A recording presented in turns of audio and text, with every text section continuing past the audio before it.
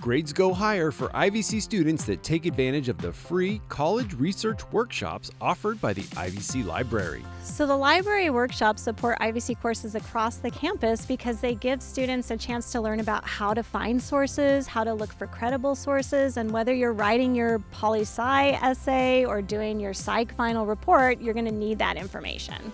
And they have workshops on things like Google 101 or how to find scholarly sources. That can be a huge benefit for students writing essays.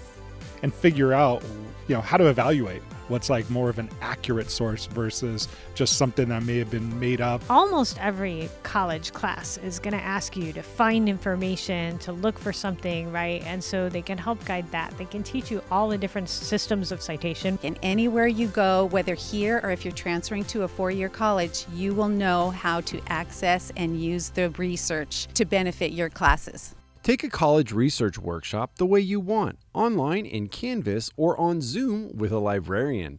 For more information, visit link.ivc.edu/library-workshops.